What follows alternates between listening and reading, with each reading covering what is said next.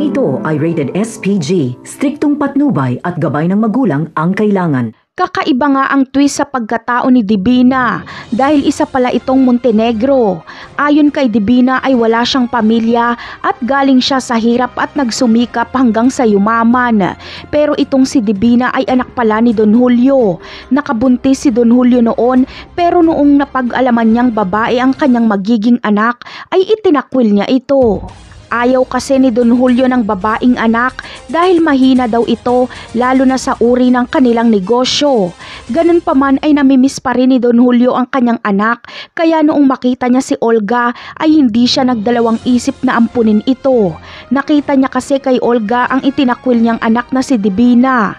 Pero hindi pa rin napalitan ni Olga si Divina sa puso ni Don Julio kaya laging mainit ang dugo ni Don Julio kay Olga at hindi niya ito itinuring na anak.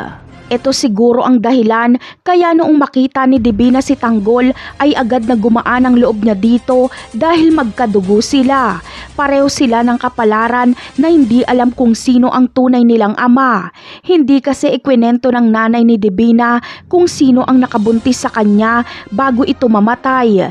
Kaya magaling sa negosyo si Divina dahil lahing Montenegro ito. Walang kaalam-alam si Ramon na may kapatid siyang babae. Sa tingin nyo, sino ang mas matanda sa kanila? Kuya kaya ni Divina si Ramon? Talaga nga namang napakaliit ng mundo. Walang kamalay-malay si Ramon na ang tunay niyang anak ay kasama ng kapatid niyang si Divina.